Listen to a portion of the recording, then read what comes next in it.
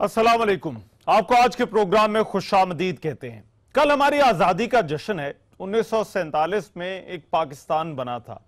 अब मगर मुल्क के अंदर जो कुछ अभी हो रहा है, ऐसा लगता है कि इन गुजरे 70 सालों में हमने दो पाकिस्तान बना लिए हैं, और ये जो दोनों पाकिस्तान हैं ये एक दूसरे से बड़े ही मुख्तलिफ हैं। एक वो पाकिस्तान है जिसमें जीटी रोड, रावलपिंडी, चिन्योट में जलसे हो रहे हैं, सियासी नगमों पर रक्स किया जा रहा है और धमाल डाली जा रही है। और दूसरा पाकिस्तान वो है जिसमें दहशत गर्दों के हमले जारी हैं, फौजी काफिलों पर हमले हो रहे हैं और इंटेलिजेंस बेस्ड ऑपरेशन चल रहे हैं। ये पारा चिनार, अपरदीर और कोयटा वाला पाकिस्तान है। और एक पाकिस्तान वो है जो जीटी रोड के किनारे है और जहां से आपने वोट लेने हैं ताकि आप सबसे बड़े सूबे और विफाक में हुकूमत बना सकें। दूसरा वो है जिसमें वोट सरदारों को ही मिलना है। वहां ना तो कोई रैली निकालता है और ना ही कोई जलसा करता है। एक पाकिस्तान वो है जिसमें एक 12 साल बच्चे की मौत पर पार्टीज पूरा दिन सियासत करती हैं, चैनल्स बड़ी भरपूर कवरेज देते हैं और ये यकीनन बड़ा ही अफसोसनाक वाकया है। मगर दूसरा पाकिस्तान वो है जिसमें 8 फौजियों समेत 15 लोग शहीद हो जाते हैं और 1 घंटे की कवरेज के बाद फिर वही सियासी तकारीर नजर आती हैं।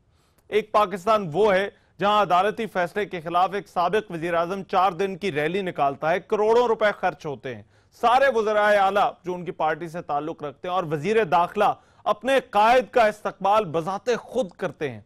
और दूसरा पाकिस्तान वो है जहां यही वज़राए आला और वजीर दाखिला भरपूर प्रोटोकॉल के साथ सिर्फ ताज़ियत करने जाते हैं। एक पाकिस्तान वो है जहां की सियासी मिरास के हम वारिस बनकर बैठ जाते हैं और इस पाकिस्तान में सिविलियन बालादस्ती का नारा लगाते हैं। और ये जो बालादस्ती है ये भी हमें उस वक्त याद आती है जब हमारा अपना इक्तदार चला जाता है। किसी और का इक्तदार हो तो थू थू, अपना इक्तदार हो तो हप हप।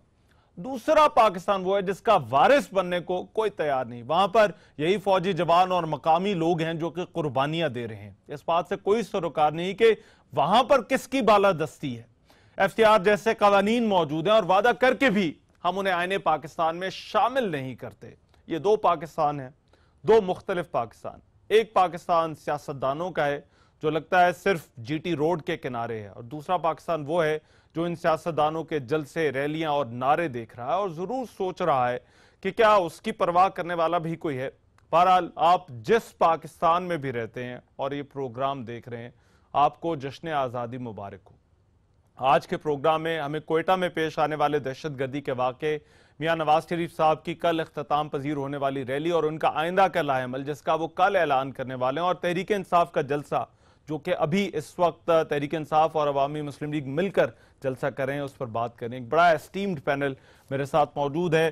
जो लोग आज के प्रोग्राम में हमारे मेहमान हैं उनका तारुफ करा दूं। जनाब मिफ्ता इस्माइल साहब, मुस्लिम लीग नून के रहनुमा, कराची से हमारे साथ लिंक के जरिए मौजूद हैं। बहुत शुक्रिया sir, thank you so much, आपने हमारे लिए वक्त निकाला। मियां महमूद रशीद साहब, तहरीक इंसाफ के रहनुमा हैं, अपोजिशन लीडर हैं पंजाब असम्बली में। महमूद रशीद साहब, thank you so much, very senior leader. और सेनेटर कयूम सुमरो साहब, पाकिस्तान पीपल्स पार्टी का रहनुमा, वो भी हमें कुछ ही देर में ज्वाइन करें। मगर पहले स्ट्रेट अवे हम शेख रशीद साहब से बात करेंगे जो कि जलसा कर रहे हैं। सरबराह अवामी मुस्लिम लीग हमारे साथ मौजूद हैं। शेख साहब, बहुत शुक्रिया सर, मुझे पता है बड़ा क्रंच, बड़ा टाइम है आपके पास, कम है, मगर 2-3 बड़े बुनियादी सवालात मैं पूछना चाहता हूं।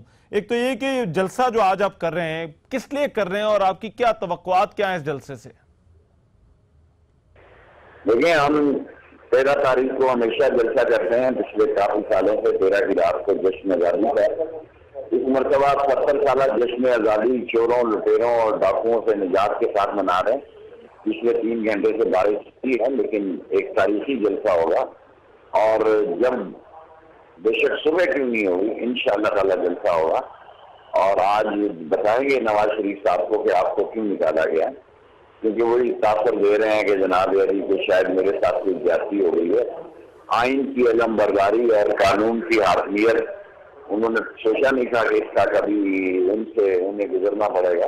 अच्छा, मगर सर ये कहा जा रहा है कि ये जो आपकी रैली है या आपका जो जलसा है जो आज का, ये मियां साहब की रैली का जवाब है और इसीलिए पाकिस्तान तहरीक इंसाफ भी जो है वो आपके साथ इसमें शामिल है। क्या ये वाकई उस रैली का जवाब है कि आप लोग आज जलसा कर रहे हैं?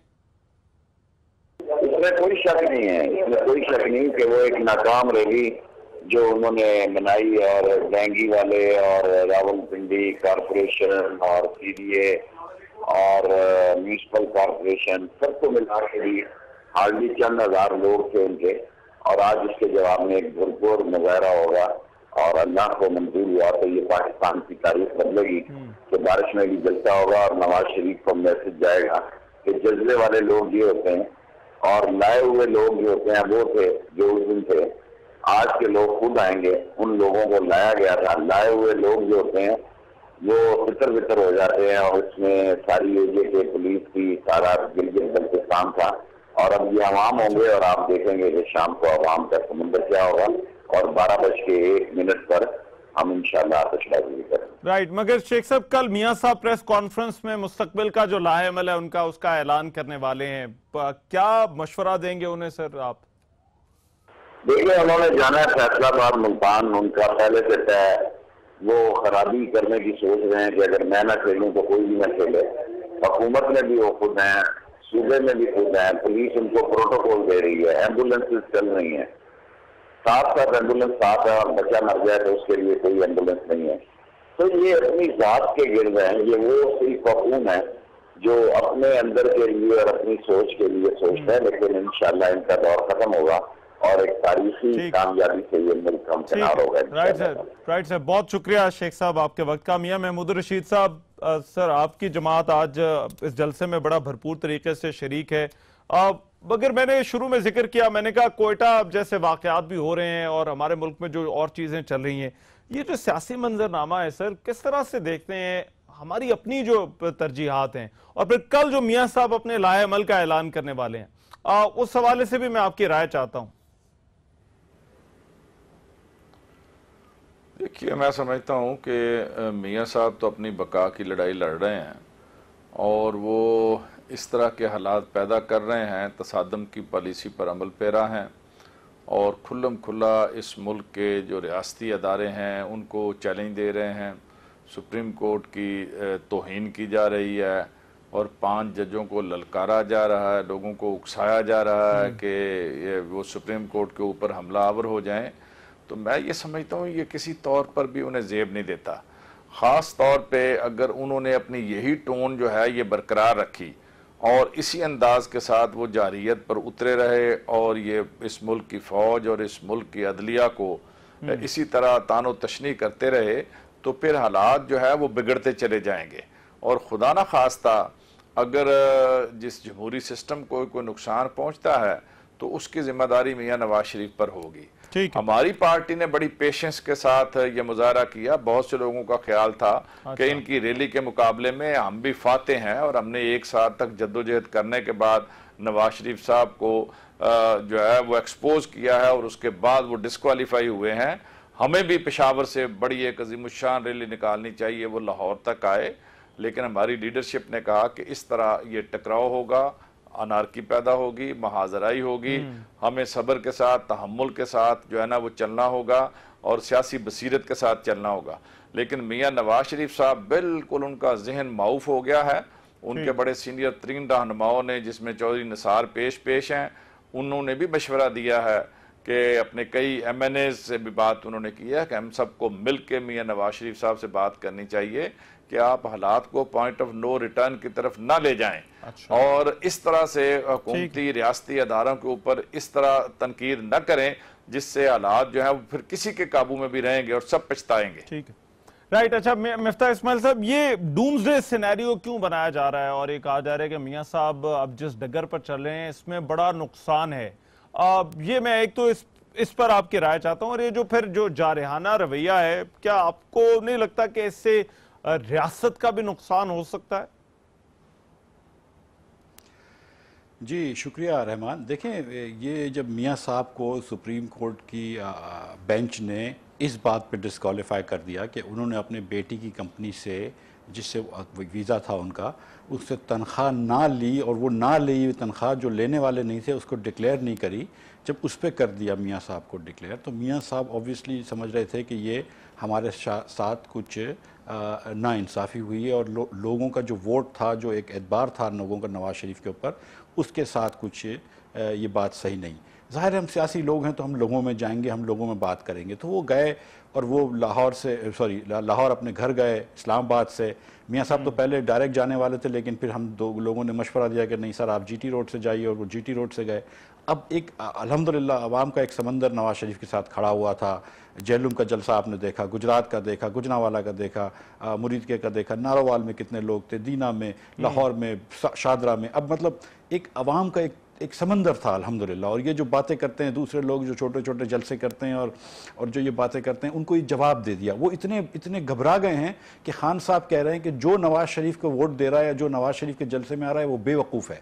मतलब आप सोचिए कि कैसी तौहीन कर रहा है एक सियासतदान पाकिस्तानी अवाम की। कि अगर आपने नवाज शरीफ को वोट दिया है या नवाज शरीफ के जलसे में जा रहे हैं तो आप बेवकूफ़ हैं। कि अगर अच्छे पाकिस्तानी, आप अक्लमंद पाकिस्तानी, आम सवाल यहाँ पर ये है कि क्या मियाँ साहब यहाँ पर फुल स्टॉप लगाएंगे? क्योंकि मियाँ साहब ने तो ऐसा इशारा दिया ना कि भाई मैं तो इसी मोमेंटम को, इसी चीज को आगे भी लेकर चलूंगा। मुझे सर एक ब्रेक लेनी, मैं चाहूंगा जरा ब्रेक के बाद हम इस पॉइंट पर आए।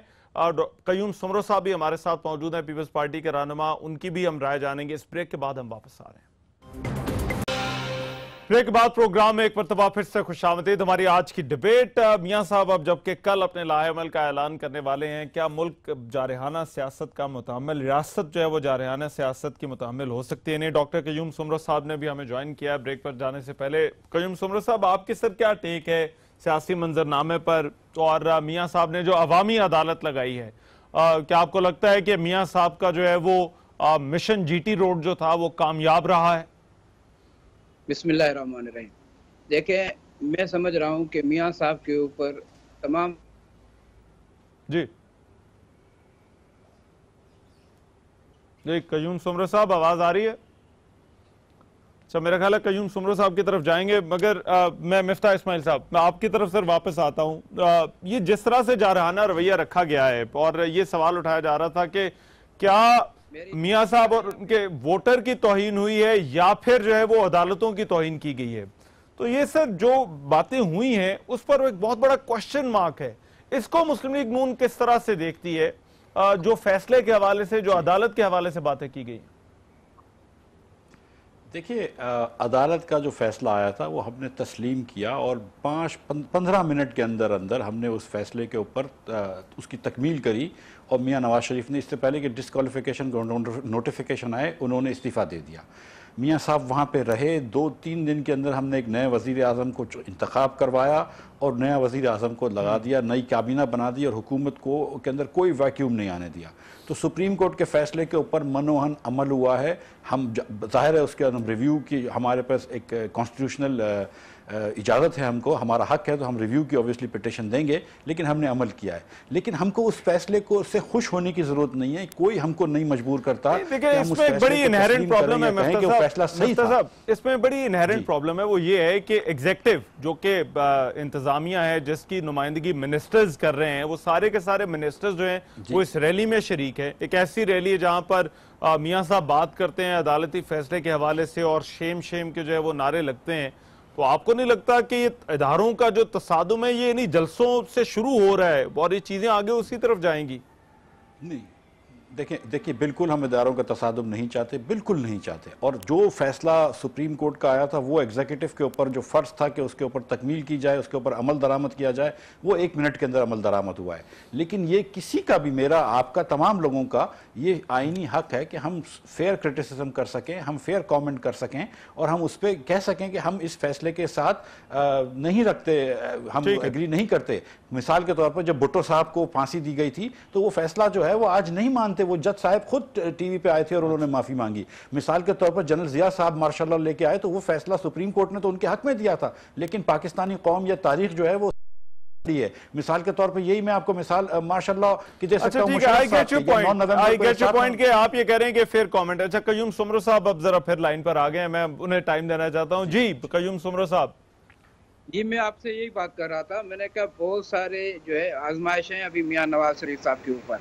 अब इस हालत में लीडरशिप की क्वालिटी का जो है अंदाजा लगाया जा सकता है कि जब प्रेशर में हो तो किस तरह के फैसले किए जाते हैं।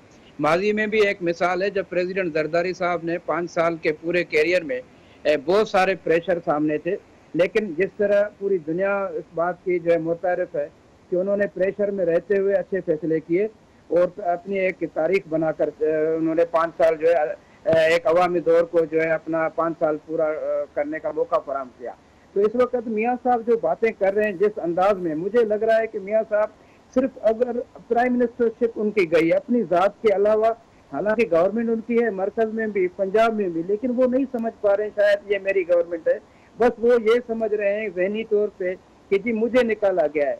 और जो अभी मेरा भाई कह रहा था कि तनकीद ठीक है, तनकीद कर सकते हो, लेकिन इदारों की, अदलिया की, जजेस की तजलील नहीं कर सकते हो। ये आपको किसने राइट दिया है कि आप कहें ये 5 लोग, देखिए ये 5 लोग इस तरह बात कर, नहीं, वो मेरा ख्याल है उनका पॉइंट ये है कि आप भी जब भुट्टो के फैसले के हवाले से बात करते हैं तो आप भी उस फैसले पर ही बात कर रहे हैं।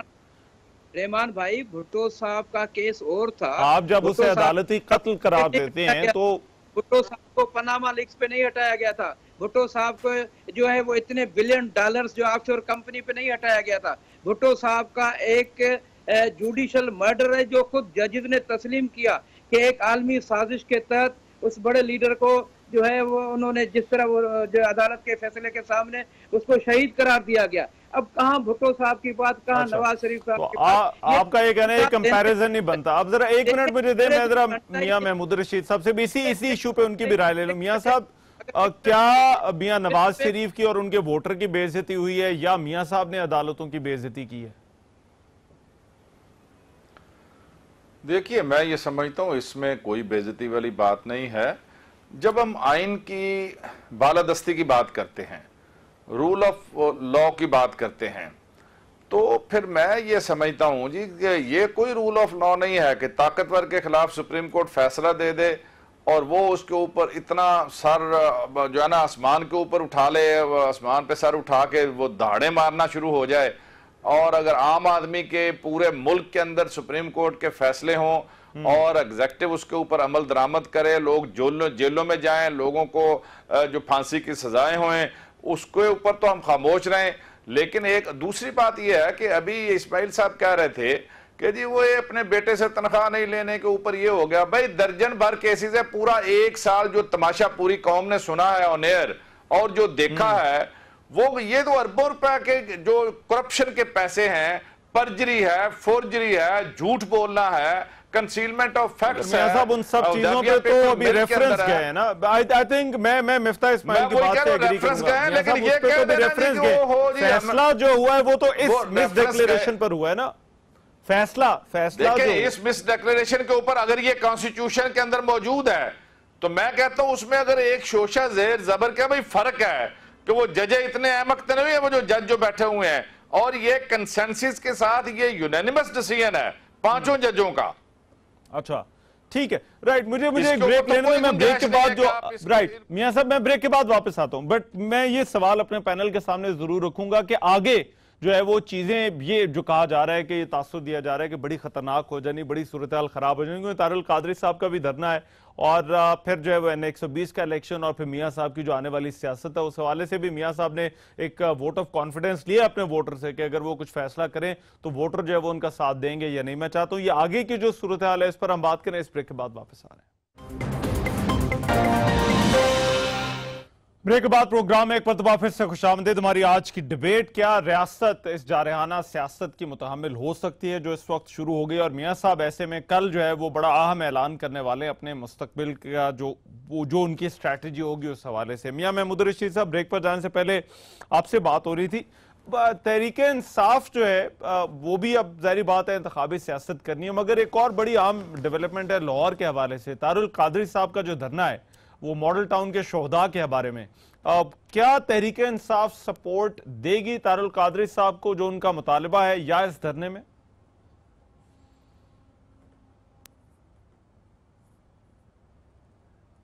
जी मियां साहब, आपको आवाज आ रही है? के बावजूद जी, अच्छा जी सुन रहा हूं।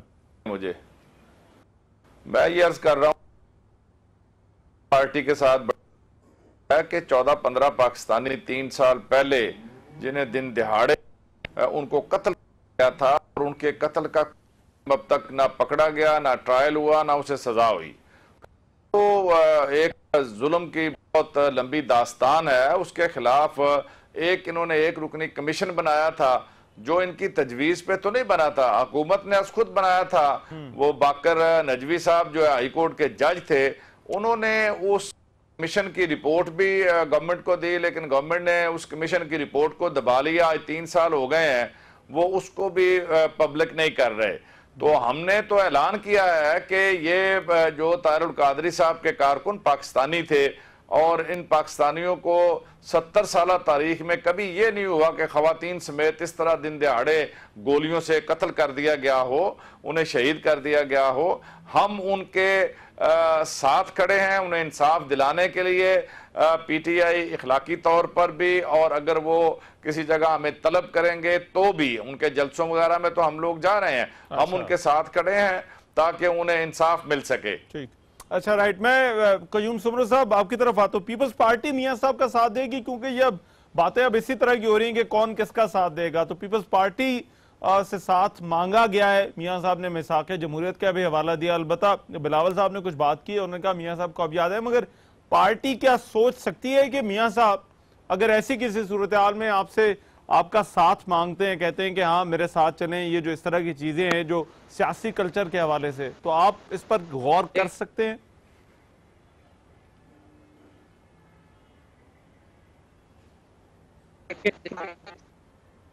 जो भी बातें की है, जो स्टेटमेंट दिए और कैफियत की कि उनकी बात से कोई इत्तेफाक करने के लिए तैयार नहीं है, बल्कि बहुत सारे लोग इत्तेफाक कर रहे हैं और पाकिस्तान की पूरी आवाम को भी इन बातों से कोई इत्तेफाक नहीं कर रही। तो फिर पीपल्स अच्छा, मेरा ख्याल है हमारा जो राब्ता है वो कयूम सुमरो साहब से भी जो है वो सही तरह से नहीं हो पा रहा। मैं मिफ्ताह इस्माइल साहब आपकी तरफ आता हूँ। मिफ्ताह इस्माइल साहब, ये अब जो जारहाना रवैया है, जो चीज़ें जिस तरह से अब मियां साहब कारकुनों का हौसला बढ़ा रहे हैं, ये अगले 7-8 महीने यही मोमेंटम रहेगा पार्टी का, मियां साहब का? रहमान भाई, एक तो ये आप इसको खुदारा जारहाना रवैया मत कहिए। ये अच्छा सर, हम तो बड़ा जारहाना रवैया देख रहे हैं, तो इसकी और किस तरह से तारीफ की जा सकती है? देखिए एक अवाम का एक हुजूम था, एक जज्बाती हमारी कौम है और जज्बात में आई हुई थी। उनके एक लीडर को जो उसको उन्होंने इलेक्ट करके भेजा था वापस भेज दिया है, उसका इस्तकबाल भी कर रहे थे और उस पर एक जो इनको एक थोड़ा सा गम गुस्सा था उसका भी इजहार कर रहे थे। तो जज्बात ज़रूर थे अवाम के, लेकिन आई थिंक कि जारहाना कहना खुदा ना खासा ये नहीं है। और ये एकदम नैरेटिव ना चलाएं। हम बिल्कुल इदारों के दरमियान तसादुम नहीं चाहते। हम अगर कोई चीज़ चाहते तो हम देखें, अगर ये जो बात करते हैं कि हम सुप्रीम कोर्ट पे प्रेशर डाल रहे होते, अगर प्रेशर डालने का खुदा ना खास्ता इरादा होता तो हम फैसले से पहले ये जल्द से करते। हमने नहीं करे, हमने एकदम ठहराव दिखाया।